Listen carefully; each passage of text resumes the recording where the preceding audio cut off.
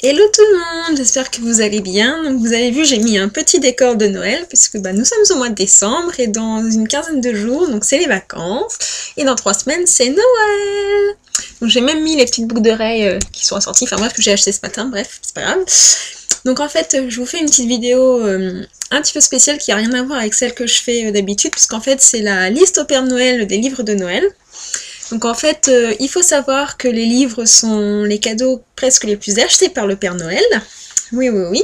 Le Père Noël est un très bon lecteur, ceci dit. Donc en fait, je vous ai fait un petit topo des livres que je vous conseille d'acheter pour Noël. Donc j'ai fait une partie plus adulte et une partie un peu plus jeunesse, young adulte jeunesse. Donc alors on va commencer tout de suite avec les romans aventures. Donc du côté des romans aventures pour les jeunes, donc jeunes, enfin je me comprends dedans aussi, mais bon c'est plus, on va dire à partir de 10 ans jusqu'à 15-16 ans on va dire en gros. Mais après tout le monde peut les lire aussi, hein, c'est pas exclusivement, bref. Donc je vous conseille Les Éveilleurs de Pauline Alphen. Et du côté adulte, je vous conseille Elana de Pierre Bottero.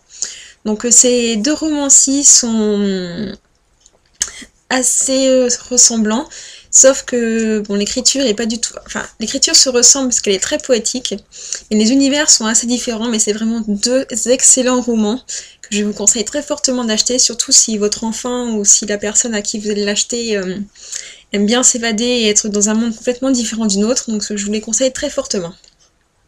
Ensuite, du côté des contes, parce que c'est une période où on aime bien retrouver les contes de notre enfance.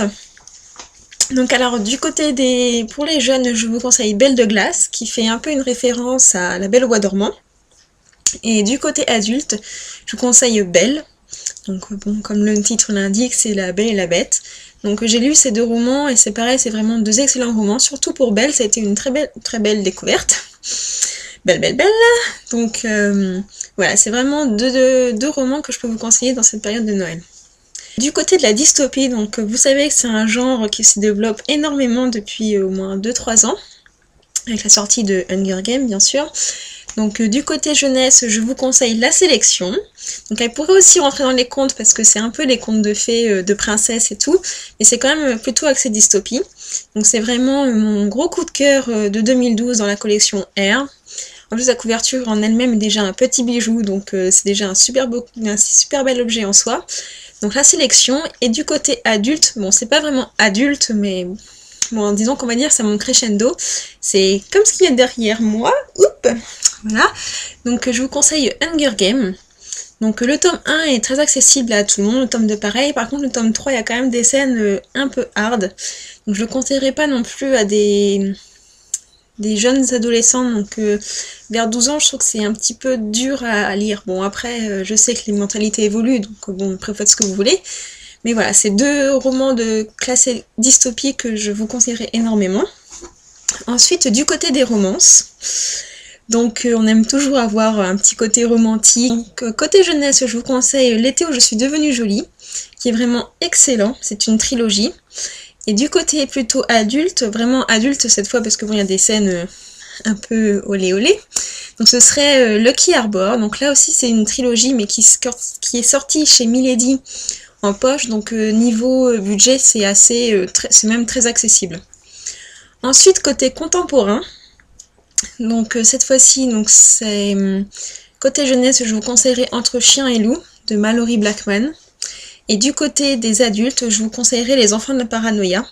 Donc là, c'est pareil, Les Enfants de la Paranoïa, c'est pas à lire pour les jeunes adolescents, c'est quand même pareil, c'est un roman qui est assez dur, mais qui est vraiment magnifique et qui peut vous faire pleurer. Qui m'a fait pleurer d'ailleurs à la fin. Ensuite, du côté des classiques, donc là on revient aux choses un peu plus terre à terre, avec des auteurs très connus. Du côté jeunesse, j'en ai pas lu beaucoup, mais bon, après vous pouvez piocher dans les Alice au Pays des Merveilles, qui peut être aussi un conte, mais quand même plus contemporain parce qu'il est très imaginaire, de Lewis Carroll. Et du côté adulte, je vous conseillerais les Jane Austen. Bon, c'est vrai que si c'est pour un garçon, c'est peut-être un peu plus compliqué comme roman à lui faire lire, mais du côté fille, je pense que c'est les genres de romans qui peut plaire à tout le monde. Et c'est vraiment des classiques purs et durs. En plus, Jane Austen revient vraiment à l'affiche avec les séries télé, les séries DVD, les dérivés, la saison, les séries qui sont passées à la télé. Enfin bref, c'est vraiment une auteure qui revient en force. Du côté des auteurs français, puisqu'il ne faut pas les oublier, nous sommes en France et on a des très bons auteurs français. Donc, du côté des jeunesses, je vous conseillerais les romans de Sophie Jomain. Donc il y a des one-shots comme Pamphlet pour un vampire, mais il y a aussi des trilogies comme Les Étoiles de Noces Aide. Et ensuite, pour le moment, il n'y a que 2 tomes qui sont sortis, Les Anges morts aussi. Mais là, c'est pareil, c'est peut-être plus adulte parce qu'il y a quand même des scènes de sexe un petit peu au lit. Mais bon, après, voilà.